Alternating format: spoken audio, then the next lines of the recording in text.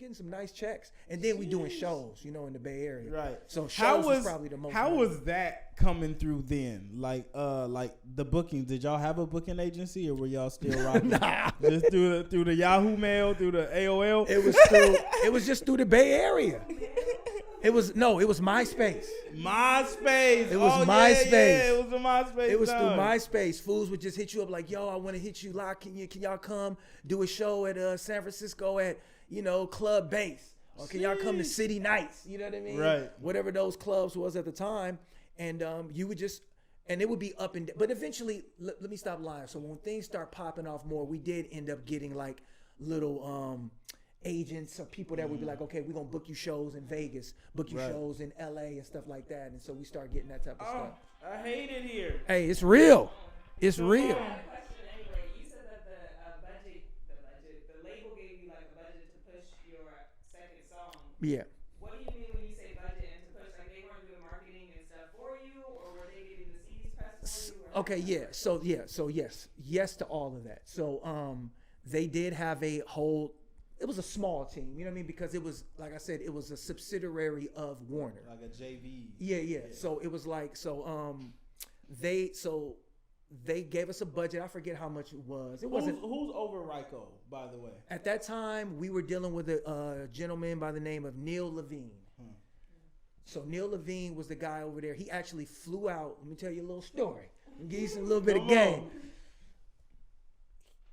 Our record, see, we skipping steps. Our first frontline record was moving units independently. Like I said, no distribution, nothing. People, but at that time, in order to get like in the big stores, like the Best Buys and the FYEs and Targets, all that kind of stuff, you had to have a distributor. They wouldn't take independent. So we was strictly going through like Amoeba, Rasputin's, small places out here. I forget whatever record they had out here, Fairfield, Sacramento. But people was calling like, you know, the main stores like, yo. So one day I get a call from Violet Brown, who was the head of Universal Music Distribution or something at that time or whatever it was. She was just like, hey, I'm looking for Frontline. I was like, yeah, this is him. How did you? I guess she got the number from somebody at the record store and was like, yo, we've been looking for y'all. We need to get y'all record. You know, what's going on with this record? I was like, yeah, she's like, okay. Then she connected us. It's like, I want you to talk to this guy. And then that was Neil Levine, and then he ended up signing us. Said before he signed us, he said, I want to come out and see what y'all doing. So we had our record release show, which is a matter of fact, I want to say it was we had 2 record releases. We had one in San Francisco, one in 40 used to have a club called the Ambassadors Club in San Jose. So he came to one of those shows and he saw how cracking it was. He's like, yo, y'all got this shit lit out here. So he signed us. It was like, look, we want to do a deal. He gave us some upfront money to help us like remaster, remix the songs, make a couple new songs. And he said, we need another song that's going to really go for radio. And then that's when we came with the Bang It. So, and then they were supposed to do some marketing. And they paid like, I want to say most of the marketing money, we shot a video, which was like our first video. And they also paid for radio promotions. All the money went into radio promotions, especially back then. Like we going to do everything we can to go into radio promotion. So I want to say majority of the marketing budget went into the radio promotion. Man, different. So when you nobody was even talking about digital streams. Right. Like it existed, but nobody. When you moved to the digital landscape, who did you go? Like what distributor? Gazi was the first person, but it wasn't Empire then. I think he was. It was even before Ingrooves. It was before Ingrooves, wow. bro. It was when he was with another company, and then so whatever he was at the very first thing, I think we went through him. I think the Frontline first, our albums are still our second album. So after we did the deal with Ryko, they folded. The label folded, or whatever record label they were over, it folded. And then we did our next album independent, and that's when we went back to the trunk, and digitally we let Gazi distribute it. What happens when a label folds and you're signed to them? You call one day and it's just like, oh, they're gone.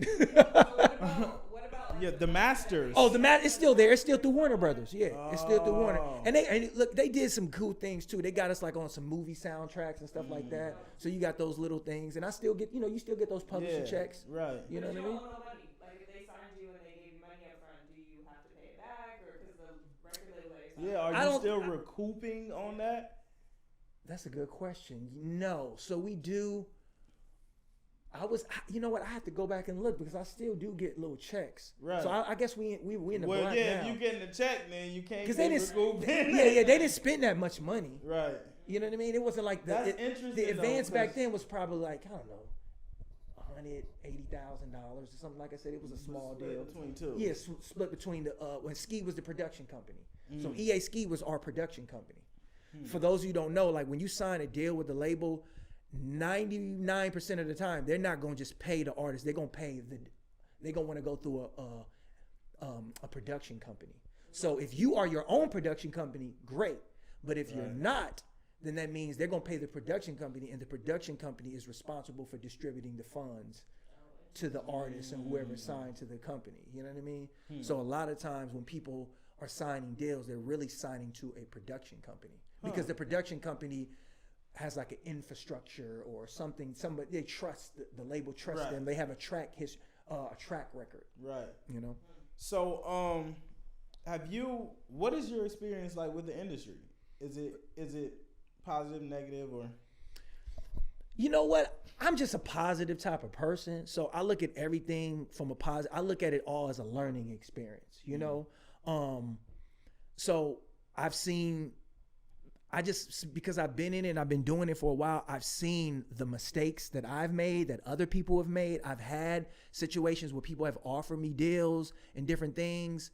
From frontline all the way to solo stuff. I would say like every year I get somebody like, hey, because I have you have a history, you have a track record, you have these things. So people come out, but I've been in the game, so I have a little bit more wisdom to where I just be like, nah, I know where this is going. You know what I mean? Like, I know what this deal really means. Like, I'm not signing for no 7 albums or nothing like that. I'm not saying deals are bad because they're not. If it's the right deal for where you're at, right. You know, if I've seen you talk about that. So yeah, and that's really like the perspective that. Right, initially it's like the bad guys and the things until you realize that a deal is just. The right deal was great. I mean, we're all in some form of a deal with something. You know what I mean? It's just all about when you start getting into those where people are investing a lot of money in you. You as an artist have to be aware of what you're getting yourself into. Like I've never been in a bad deal. Like I signed a deal with a production company probably about once I started doing my solo stuff. I end up. Like, I'll give you an example. I signed a deal with Dame Dash. You know what I mean? Back in, I want to say 2011. I didn't know that. Yeah. So I was working with Ski Beats. I flew out to New York, and I was working with Ski Beats, who's, he produced Jay-Z's first album. Yeah, basically. Legendary. So I was like, yo, I'm excited. We went out there. We recorded a couple songs. He's like, yo, bro, we got to do a whole project. He played it to Dame. Dame was like, yo, let's do this. So we signed a joint 50-50 deal, you know? I went out there, they recorded everything, and and we did the deal. It was for an album. There's nothing wrong with that. You know what I mean? I signed another deal with a production company, and it was a 360 deal. And people are so terrified of 360, but it's about how you do it. Right. See, I did it for a certain amount of time. I ended up signing with a production company, and I'll just say it was with a basketball player, Amare Stoudemire, for the New York Knicks. So he was interested in my music, and I flew out to New York. I recorded a whole project in his like penthouse studio. Right. It was super dope. And we was like, look, we're going to do this project. We're going to see where it takes us. We're going to do this. And we actually had deals on the table. But I understood. I was like, you know what? These deals aren't specifically the best deal. I didn't want to be in this deal and then be locked in another deal where it continues to go, because if I'm signed to this production company and I'm signed to these people and they're signed to another person, now you're like in a 3-4 party deal. And by the time, you just got to be strategic. Now, I'm not saying it can't work for anybody, but for me, I was just like, you know what, where I'm at in my life, I need to get some money now. Right. You know what I mean? So I figured I'll just finish off this deal and then I'll take it and learn it and take it to the next step. Man, I recently came to the consensus that like 360 deals aren't like bad. It's like that's actually how people grow companies, right? You give someone a stake in several things that's making revenue. But now I've even learned even more to break that down. Instead of doing a 360 with one company, separate all them things, separate touring, separate merch, separate music. Yeah. You can go do a touring deal separate. Completely with whoever's great at touring instead of giving it to one music company. Absolutely. Same with merch. You go partner with someone who really does merch and do that deal separately. Then you have your music and whatever ancillaries you build around it. But yeah, 360s is definitely to build a company. It's to build. It's smart if you could find the right people. And I don't regret it because it got me exposure. It got me into other rooms with other situations to open doors so I can learn even more. Right. You know, so it just all depends on how you utilize it. It's dope to see you making content. Like that was one of the